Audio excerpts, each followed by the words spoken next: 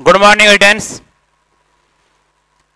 Last lecture में मैंने आप लोगों को वेक्टर एडिशन लॉज के बारे में बताया। तो फर्स्ट था हमारा ट्रायंगल लॉ ऑफ एडिशन। तो ये क्या कहता है, if two sides of triangle represent two different vector in same order. Order का मतलब क्या है, या क्लॉकवाइज हो या फिर क्या हो, एंटी क्लॉकवाइज हो। Then third side represent the resultant vector in opposite order. मतलब टू साइड आप लोगों के ऐसे हैं तो तीसरी साइड अपोजिट में क्या करेगी, रिजल्टेंट को शो करेगी। ये आपका ट्रायंगल लॉ हो गया। उसके बाद हमने क्या बोला था, वो पेंटागन लॉ बताया। तो कुछ भी नहीं था। पेंटागन में कितनी साइड होती हैं, 5 साइड होती हैं। अगर 4 साइड डिफरेंट वेक्टर को रिप्रेजेंट करें in same order, then fifth side represent the resultant vector in opposite order. And हमने इसको प्रूव भी किया। प्रूव कैसे करते हैं, using the triangle law. R equals to A vector plus B vector plus C vector. इसके बाद आप लोगों को एक क्वेश्चन भी कराया गया कि एक पैरेललोग्राम है जिसमें A B plus A C plus A D equals to 4AO prove करना था, जहां पे ओ क्या है, mid point of the AC. ऐसे सिमिलर क्वेश्चन एक और करते हैं यहां पे। तो क्वेश्चन क्या है, prove in a regular hexagon ABCD। ठीक, एग्जांपल लेते हैं यहां पे। Prove in a regular hexagon ABCD। क्या करना है, AB vector plus AC vector plus AD vector plus AE vector plus AF vector equal to 6 times of AO vector, where O is the midpoint of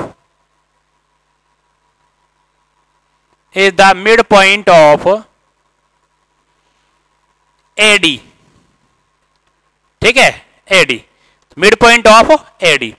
तो क्या कहना चाहता है आपके पास ये कि एक रेगुलर हेक्सागन मान लेते हैं। यहां पे रेगुलर हेक्सागन है आपके पास, ये रहा।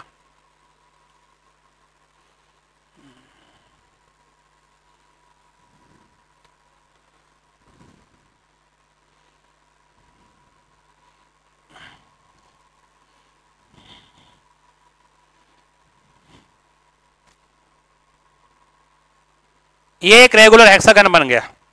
क्या नाम है इसका, A B C D E F। ABCDEF ये रेगुलर हेक्सागन है। इसमें प्रूव करना है अपने को AB वेक्टर। ये क्या हो गया, AB वेक्टर। ये क्या हो गया आपका, AC वेक्टर। और ये क्या हो गया, पूरा का पूरा AD वेक्टर।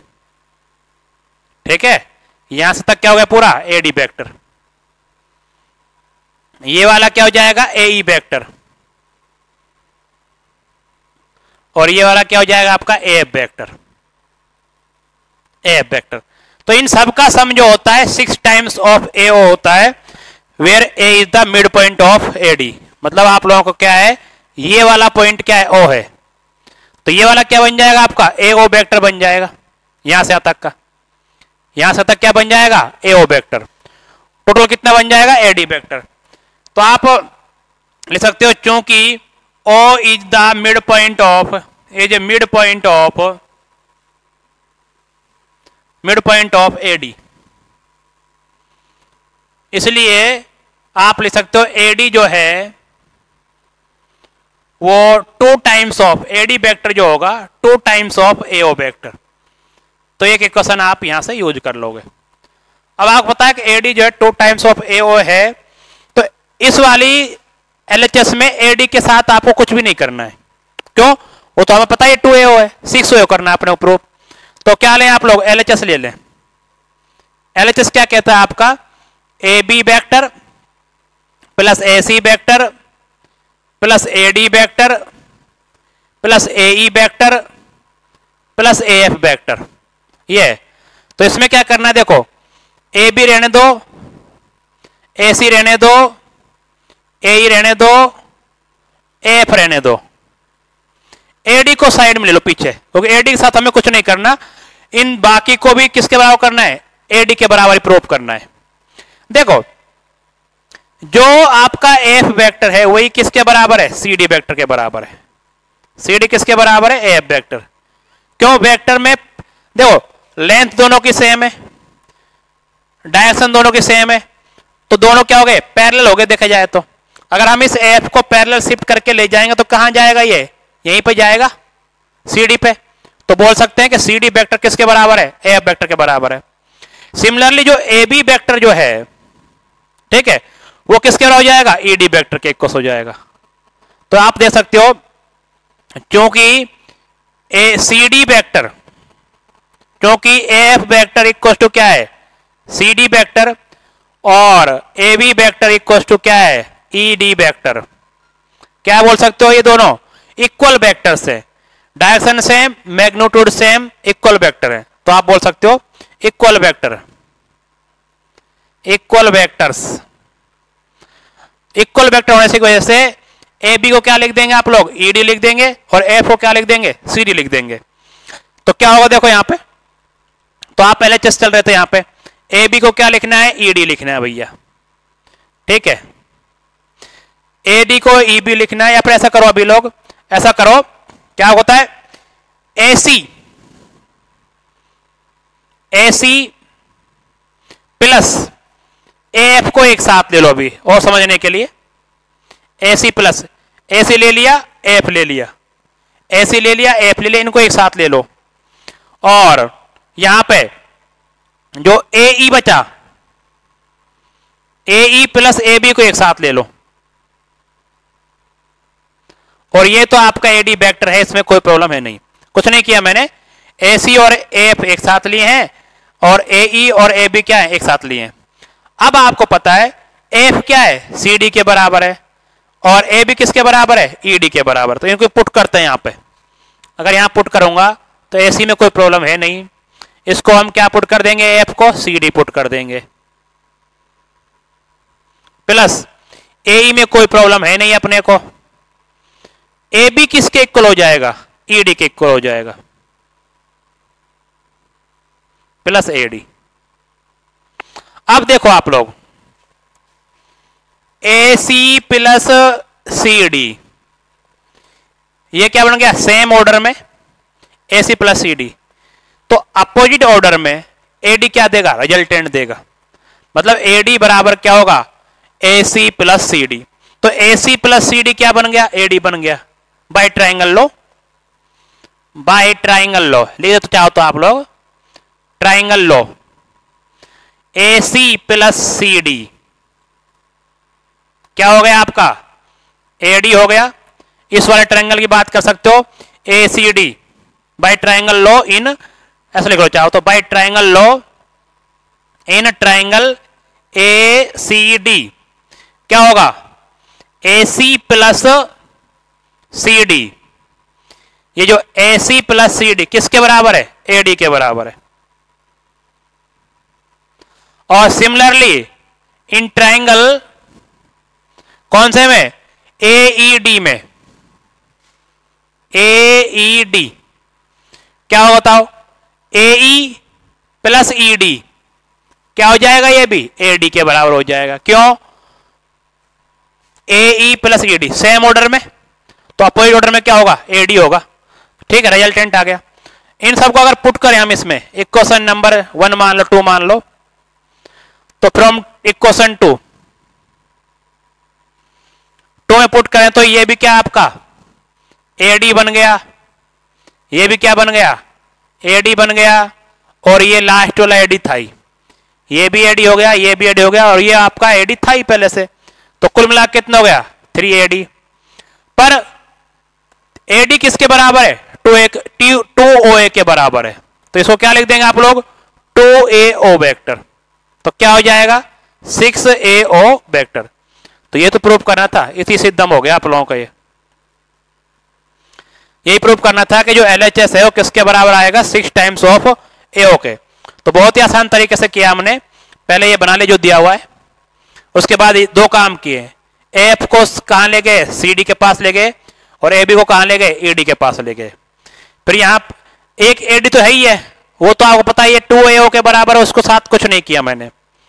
फिर AC प्लस सी डी इसको एडी बना दिया, और AE प्लस ED उसको भी एडी बना दिया, तो 3 टाइम्स ऑफ एडी आ गया, और 3 टाइम्स ऑफ एडी आ गया, तो ये कुल मिला के एडी 2 टाइम्स ऑफ AO है, तो क्या हो जाएगा, 6 टाइम्स ऑफ AO हो जाएगा। इस तरह से आप लोग प्रूव कर सकते हो। ठीक, नेक्स्ट जो है देखो क्या होता है, आगे बढ़ते हैं।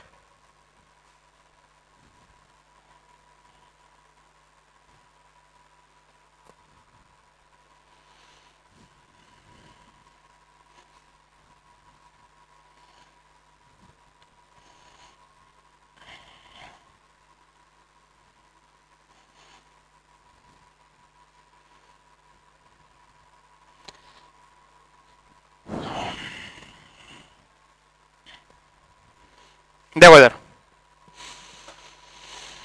नेक्स्ट आपका है parallelogram law of vector addition. ठीक है, तो ये one of the most important जो यही है अपना पैरेललोग्राम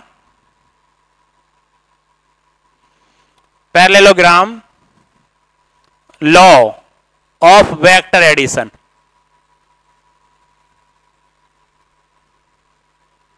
ठीक है, one of the most important.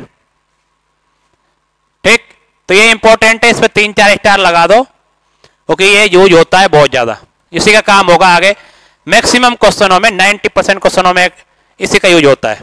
ठीक है, तो parallelogram law of vector addition, ये इसका स्टेटमेंट क्या है, ये क्या कहता है, ये समझो। पहले मैं डायग्राम बनाता हूं, उसके बाद बात करूंगा आपसे। देखो इधर, ये आपका कोई पैरेललोग्राम है। ठीक है, ये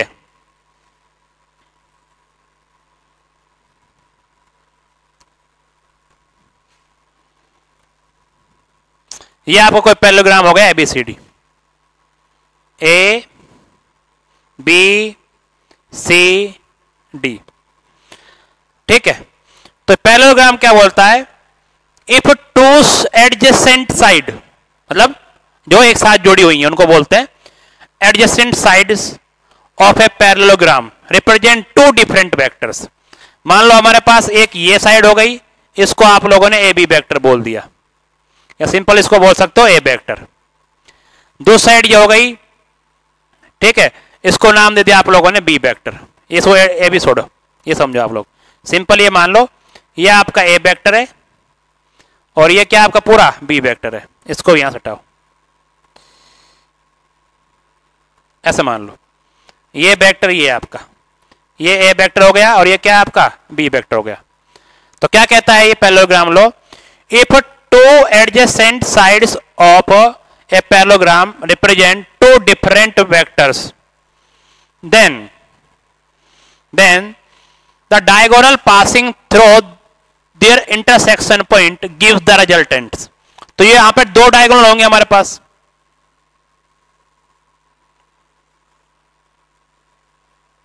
ये रहा 2 डायगोनल आपके पास, ये रहे। तो ये जो AC जो आएगा ये क्या देगा आपको, ये देगा आपको R वेक्टर, जिसकी वैल्यू क्या होगी, A vector plus B vector. तो क्या कहता है ये पैरेललोग्राम लॉ, ये लिखें पहले आप लोग, लिखें, लिखो, if 2 adjacent side of a parallelogram represent 2 different vector, then the diagonal passing their intersection points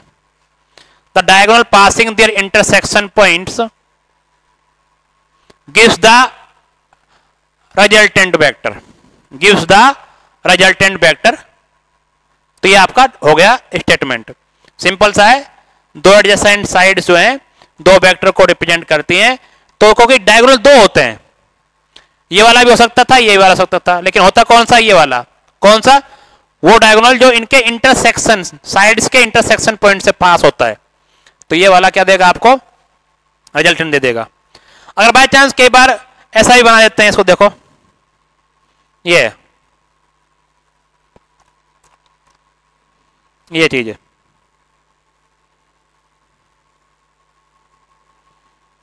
ऐसे केवल मान लो भाई आपके पास ये ABCD था और इस बार ये ऐसे A वेक्टर आ, B वेक्टर आ रहा है आपका, और इधर ही क्या आ रहा है आपका A वेक्टर आ रहा है। तो रिजल्टेंट बताओ कैसे होगा? तो रिजल्टेंट कुछ ऐसे होगा, इधर ही होगा, ठीक है। रिजल्टेंट R जो हो कैसे होगा? A प्लस B होगा, इधर ही, ठीक। देखो सिंपल सी बात है, अगर आप वेक्टर यूं है यूं तो रिजल्टेंट ऐसे आएगा, ठीक है।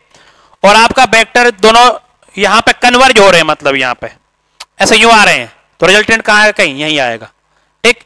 तो ये आप लोगों के दो स्टेटमेंट हो गए, मतलब इनके ऐसा ऐसा डायग्राम मिल सकता है, और मैक्सिमम आपको ये डायग्राम से जो है ज्यादा काम पड़ेगा आपका, इस डायग्राम से, इससे नहीं पड़ेगा कभी। पर कोई बता सकता है अगर ऐसे वेक्टर आ रहे हैं तो रिजल्टेंट यूं आएगा, और बाहर तरफ जा रहा है रिजल्टेंट बाहर तरफ आएगा, सिंपल बात है और कुछ नहीं है।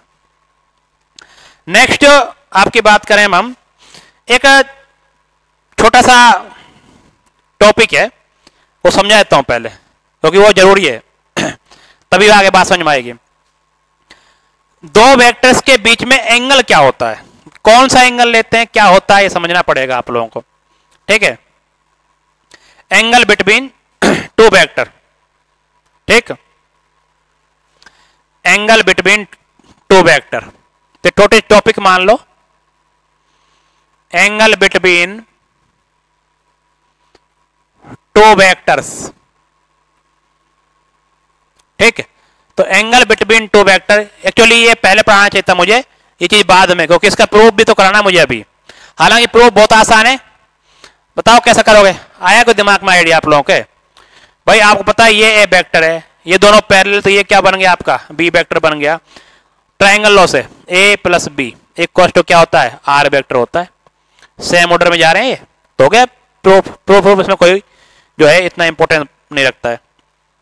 तो ये टॉपिक है छोटा सा, मतलब 2 लाइनों का। क्या है कि एंगल बिटवीन टू वेक्टर, कि दो वेक्टरों के बीच में एंगल कौन सा होता है।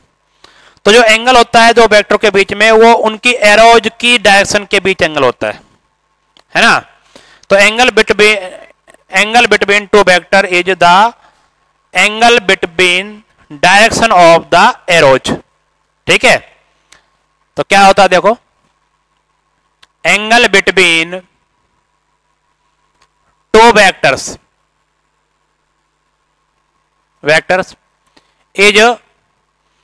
is the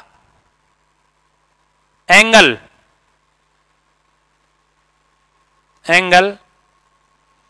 between direction of arrows of the vector, between direction of arrows of the vectors। तो वेक्टर्स की जो एरोज की डायरेक्शन होती है ना, उनके बीच एंगल होता है वो। इसमें मान लो आप लोगों को ये दिया हुआ है, ये दो हैं, ये आपका A वेक्टर है और ये क्या आपका B वेक्टर है, तो यहां पर थीटा हो जाएगा, यही क्या होगा? एंगल बिटवीन द वेक्टर्स हो जाएगा। पर प्रॉब्लम कहीं कहीं पे ऐसे होती है, देखो भाई, जैसे मान लो आपका एक वेक्टर ये है और एक वेक्टर ऐसे आ रहा है, ये आपका A वेक्टर है, ये आपका B वेक्टर है। तो बताओ एंगल कौन सा मानेंगे? तो क्या करना पड़ेगा आप लोगों को? इन डायरेक्शन को एक्सटेंड करना पड़ेगा यूं, क्योंकि इस वेक्टर डायरेक्शन इधर साइड में है और इस वेक्टर डायरेक्शन इस साइड में है। अगर ये एंगल थीटा है तो ये वाला एंगल आता है, लेकिन यहां पे जो एंगल बनते हैं सेम बनते हैं, तो ये भी क्या हो जाता है? थीटा हो जाता है। जो एंगल ये है वही क्या होता है? ये होता है, ठीक है, ये पता है आप लोगों को। तो ये दो होगा। दूसरा जो मेन कराने का रीजन क्या है मेरा, यहां पे मान लो एक ऐसे है, ठीक है, A वेक्टर, दूसरा आपका ऐसे आ रहा है B वेक्टर। मैं बोलूं ये 60 डिग्री है, तो एंगल बिटवीन द वेक्टर्स क्या होगा?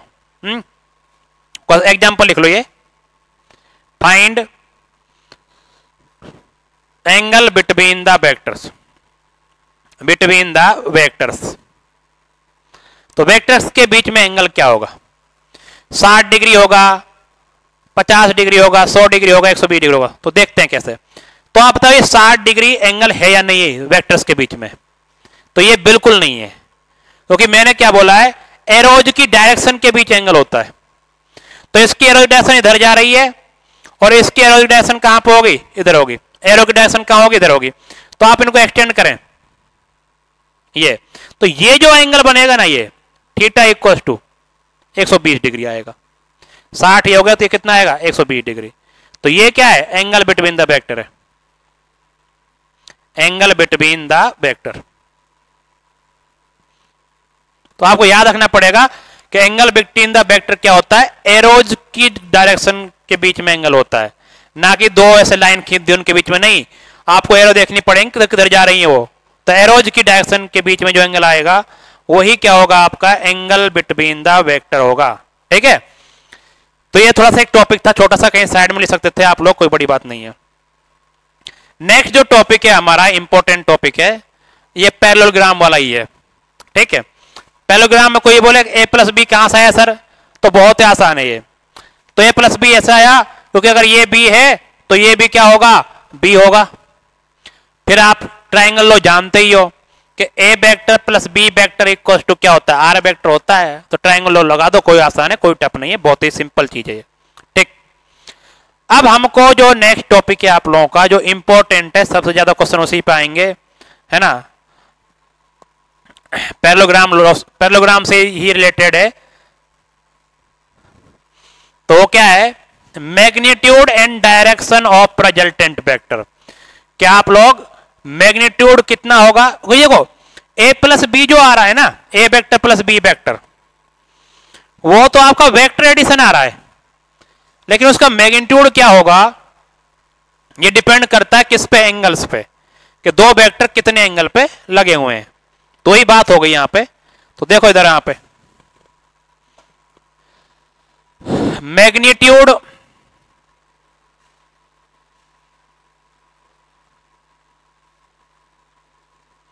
Magnitude and direction of resultant vector. ठीक है, magnitude and direction of resultant vector. ठीक, तो इसमें क्या है, हम मान लेते हैं कि एक क्या है, आपके पास पैरेललोग्राम दिया हुआ है जिसकी साइड AD और AB दो डिफरेंट वेक्टर्स को रिप्रेजेंट करती है ना। ए पैरेललोग्राम लिखो यहां पे, a parallelogram ABCD is given. Side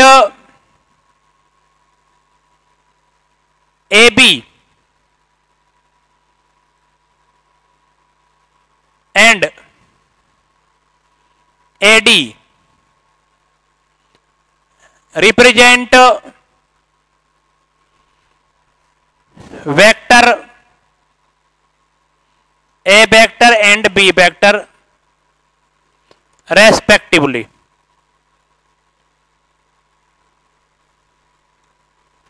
Represent A vector and B vector respectively. ठीक है, angle between vectors is theta and their magnitude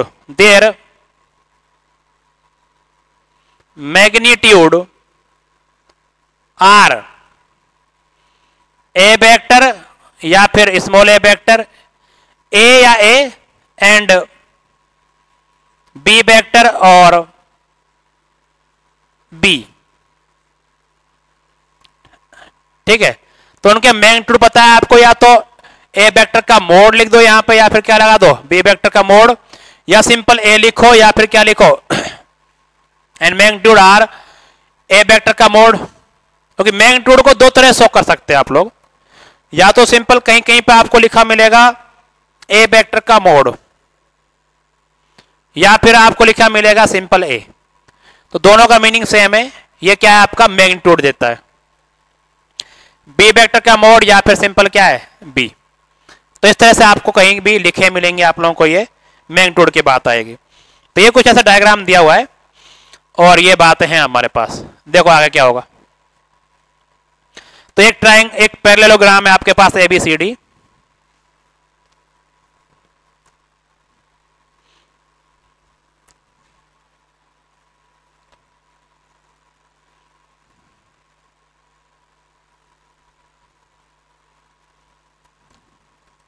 ये आपका पैरेललोग्राम हो गया। क्या नाम है इसका, ए बी सी डी। जो आपका ए बी साइड है वो ए वेक्टर को शो कर रही है, जो आपकी ए डी साइड है वो आपकी बी वेक्टर को शो कर रही है, और इनके बीच में जो एंगल है वो थीटा है।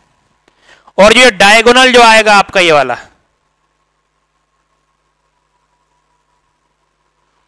डायगोनल जो आएगा, ये वाला डायगोनल सीधा आएगा एकदम, टेढ़े मेढ़े मत करना इसको। ये वाला डायगोनल जो है आपका रिजल्टेंट वेक्टर आर को शो करेगा, जिसकी वैल्यू क्या होगी ए प्लस बी वेक्टर के इक्वल होगी। अब मान लेते हैं जो रिजल्टेंट वेक्टर आर है वो ए वेक्टर के साथ किस एंगल पे, फाई एंगल पे है ना। तो let the resultant vector R make an angle phi with vector A. तो यहां पर लिख दूंगा मैं let resultant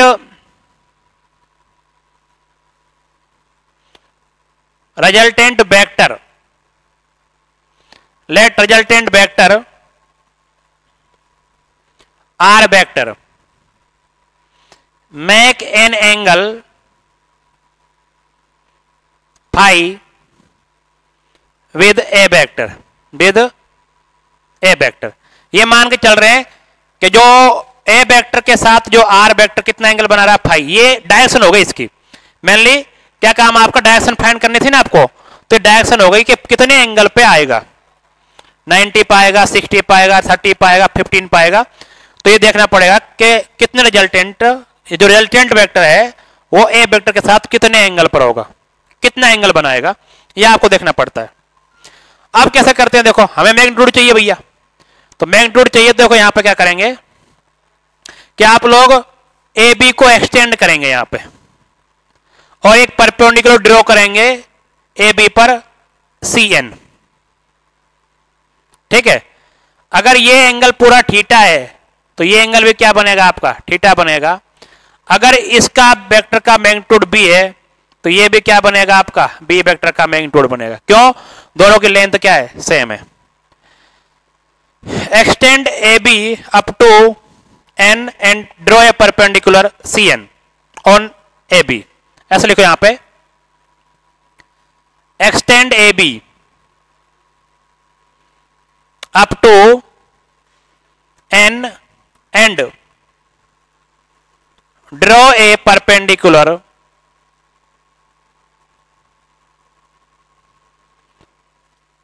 C N on A B, कुछ लिखो ऑन इट, ऐसे लिख लो चाहो तो इस पर, on it, draw a perpendicular C N on it. ठीक, क्योंकि एडी जो वेक्टर है वो किसके बराबर है, बी सी के बराबर है, और ये किसके बराबर आएंगे, या तो बी वेक्टर का मोड आएगा और या फिर क्या लिखेंगे, सिंपल बी लिखेंगे। ठीक, तो ट्राइंगल बी सी एन में, triangle B C N, in triangle B C N sine theta बताओ क्या आएगा, साइन थीटा क्या होता है, परपेंडिकुलर अपॉन हाइपोटेनियस। तो परपेंडिकुलर क्या हो गया आपका, सी एन हो गया, तो परपेंडिकुलर हो गया आपके पास सी एन, और ये क्या हो जाएगा आपका बी सी। तो यहां से सी एन की वैल्यू क्या आ जाएगी, बी सी साइन थीटा। और आपको पता है BC की वैल्यू किसके बराबर है? B वेक्टर के मोड के इक्वल है। BC किसके इक्वल है? B वेक्टर के मोड। तो आप लिखोगे यहां पे Cn equal to B vector का मोड साइन थीटा। इसका इक्वेशन नंबर 1 मान लो। अगर इसी ट्रायंगल में हम कॉस थीटा यूज करें तो कॉस थीटा क्या आएगा? Base upon hypotenuse. तो बेस क्या आपका? Bn, हाइपोटेनियस क्या आपका? BC। तो यहां से आएगा Bn equal to BC cos theta. BC की वैल्यू क्या है? B वेक्टर के मोड के इक्वल है।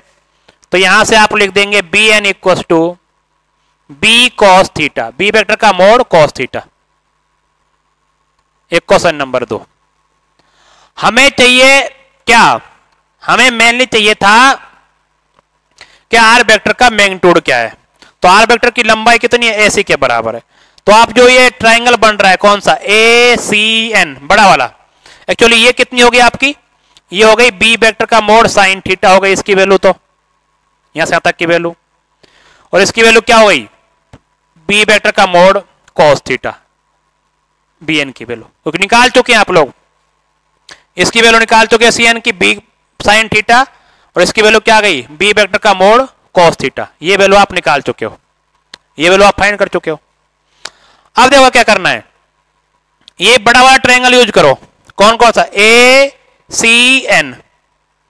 In triangle ACN, in triangle ACN Pythagoras theorem है ना। तो पाइथागोरस थ्योरम की स्पेलिंग देख लेना जो भी होगा, PYTHO पाइथागोरस। स्पेलिंग गलत हो सकती है, गोरस थ्योरम, थ्योरम, ठीक है। क्या होगी बताओ? AC square equal to AN का स्क्वायर प्लस CN का स्क्वायर। जो AC स्क्वायर जो होता है मतलब बेस का स्क्वायर प्लस परपेंडिकुलर का स्क्वायर इक्वल टू हाइपोटेनियस के स्क्वायर, ठीक है। तो AC square equal to AN square plus CN square. अब यहां पे देखो आप लोग, AC स्क्वायर रहने दो, AN जो है, AN के 2 पार्ट्स हैं। कौन कौन से? एक AB वाला पार्ट है और एक कौन सा है? BN वाला पार्ट है। तो AN को क्या लिखूंगा मैं पूरे को? AB प्लस BN का होल स्क्वायर प्लस CN का होल स्क्वायर। तो यहां से क्या मिलेगा आपको? AC square equal to AB की वैल्यू किसके इक्वल है? AB की वैल्यू है मोड A के इक्वल है, क्योंकि AB की लेंथ कितनी है? मोड A है। तो यहां पर लिखेंगे मोड A का, प्लस BN की वैल्यू क्या है? B वेक्टर का मोड साइन थीटा, इसका whole square plus CN, sorry cos आएगा यहां पे, कॉस थीटा, क्योंकि ना ये है ना BN की वैल्यू किसके बराबर है? B कॉस थीटा का स्क्वायर। हाँ भाई आगे देखो, और CN की वैल्यू क्या है? B वेक्टर का मोड और साइन थीटा का होल स्क्वायर। अगर मैं इसको यहां पे लिखूं कि AC स्क्वायर इक्वल टू, इसको खोलें, इसका स्क्वायर खोलें भाई आप लोग, क्या आएगा? A वेक्टर के मोड का स्क्वायर प्लस B वेक्टर के मोड का square cos square theta plus 2 A vector का मोड B वेक्टर का मोड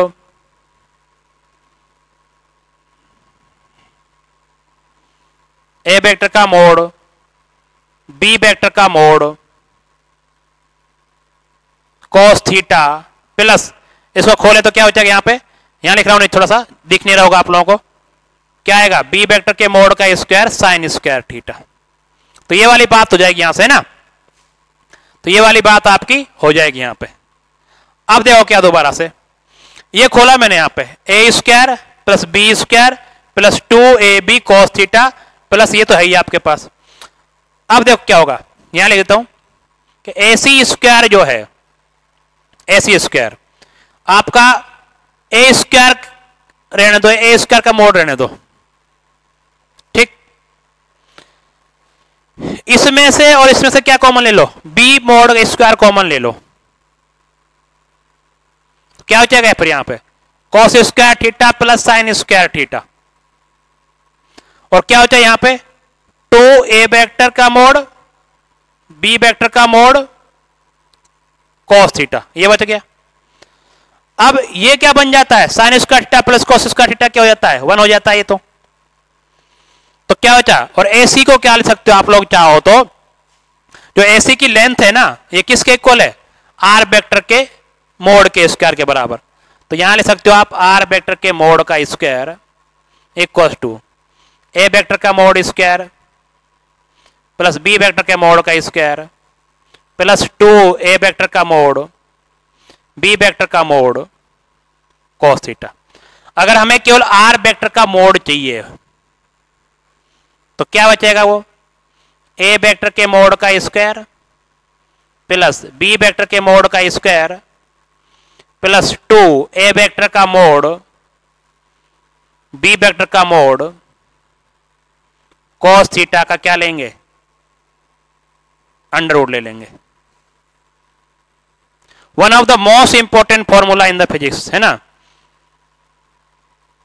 तो अगर दो वेक्टर दिए हुए हैं उनके बीच में एंगल दिया हुआ है तो उनका मैग्नीट्यूड जो आता है ना, क्या आता है, ए वेक्टर के मोड का स्क्वायर प्लस बी वेक्टर के मोड का स्क्वायर प्लस 2a वेक्टर का mod B vector mod cos theta का under root.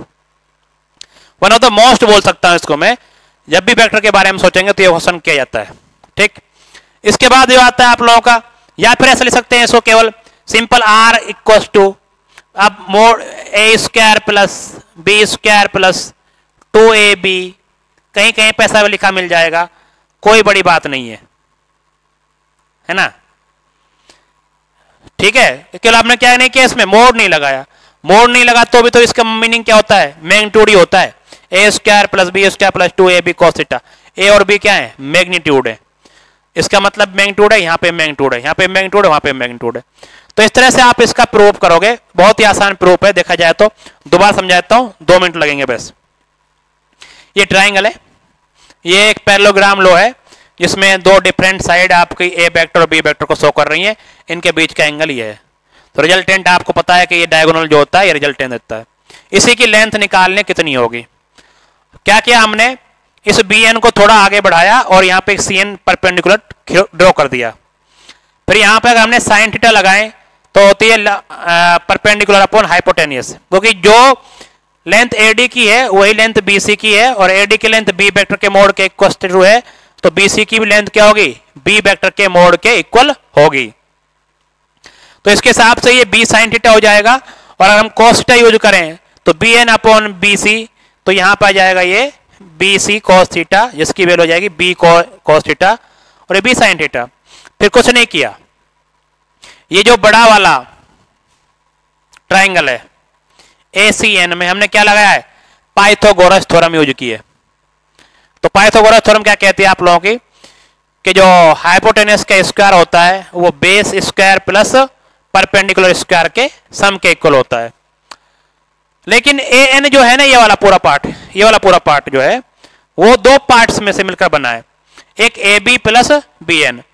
AB is equal to mod A और BN equal to B cos theta. तो यहां पे वैल्यू पुट कर दिया हमने, AB प्लस BN, तो वैल्यू पुट कर दी। फिर कुछ नहीं किया, यहां पे इसको खोला, simple A square plus B square plus 2AB cos theta, और ये तो है ही है।